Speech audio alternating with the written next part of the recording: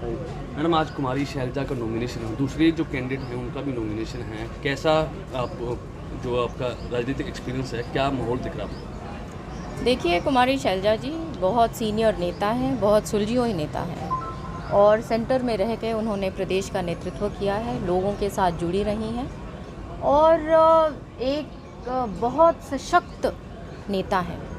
अपने लोगों के साथ खड़ी रहती हैं और अंत तक उनकी लड़ाई लड़ती हैं प्रदेश के लिए और लोगों की बेहतरीन जीवन के लिए।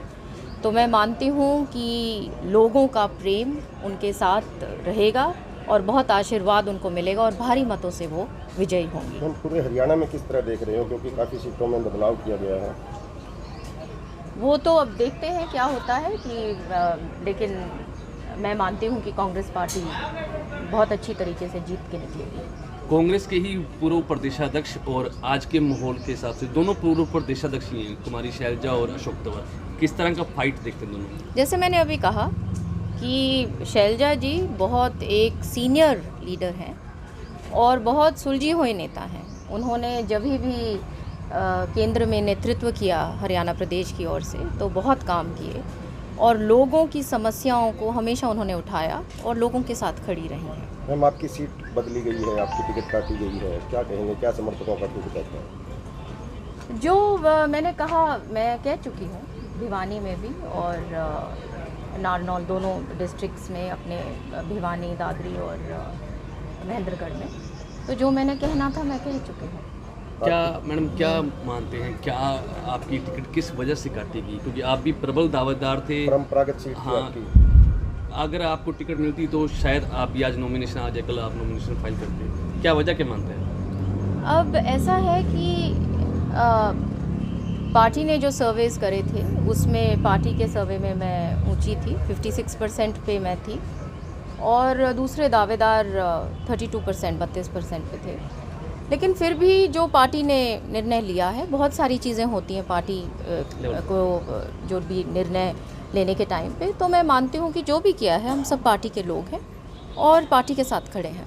पार्टी ने आपको श्योरिटी दी कि लोकसभा में टिकट नहीं मिलेगी, आगे विधानसभा में कुछ ऐसे ट्राई कर सकते हैं आपको? देखिए, हम राजनीतिक लोग हैं और एक कोई ऐसी बात नहीं है कि ये कोई एक टिकट नहीं मिली तो मैं चुनाव आगे तो लड़ूंगी ही। तो देखते हैं क्या होता है आगे। बात की जाए तो 9 सीटें अभी 9 सीटें कांग्रेस ने अनाउंस कर दी हैं, एक में आप पार्टी लड़ रही है। तो हाँ, यही बात सामने आ रही है कि हुड्डा साहब की ज़्यादा चली। 9 में से 8 सीटें उन्होंने अपने समर्थकों को दी। कुमारी शैलजा का सिस्टम था तो उन्होंने अपनी सीटें ले ली। अब जो बातें हैं वो पूरे प्रदेश में बातें हो रही हैं, सबको पता है कि सच्चाई क्या है, ज़मीन पे क्या है, और जब नतीजे आएंगे तभी पता चलेगा कि क्या ज़मीनी हकीकत क्या रही है, तभी असलियत तब आएगी सामने। और आज मैं बहुत लगाव के साथ, पर्सनल लगाव के साथ आई हूँ दीदी शैलजा जी के लिए और मैं इनको ना केवल हमारे प्रदेश के, मैं मानती हूँ कि देश की एक बहुत बड़ी, बहुत अच्छी नेता हैं और एक ना एक दिन बहुत ऊंचे मकाम पर शैलजा दीदी जाएंगी। लोग खासकर कांग्रेस के जो कार्यकर्ता हैं वो कुमारी शैलजा को सीएम के रूप में देखना चाहते हैं। क्या सपना उनका पूरा होगा? क्यों नहीं, क्यों नहीं। उनके साथ बहुत आशीर्वाद है, बहुत लोग हैं। और बात की जाए तो आप खुद भिवानी में प्रचार करेंगी? बिल्कुल, वो तो ना केवल मेरा क्षेत्र है, मेरा घर भी है और किरण जी और मैं दोनों प्रचार करेंगे। कांग्रेस की ओवरऑल स्थिति क्या देखते हैं? पूरे हरियाणा में 9 सीटों पर चुनाव लड़ रही है, एक पे आम आदमी पार्टी लड़ रही है, क्या स्थिति देखते हैं? लोगों में बहुत आक्रोश है बीजेपी के प्रति, क्योंकि 10 साल बीत गए हैं और बीजेपी की सच्चाई सामने आ गई है।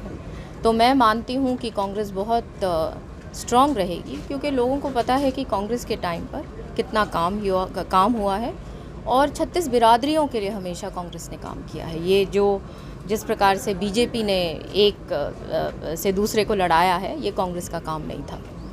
प्रचार के लिए गांधी परिवार भी आएगा? वो तो लीडरशिप जाने कौन कौन कहाँ आएंगे, ये तो आगे जो भी लीडरशिप करेगी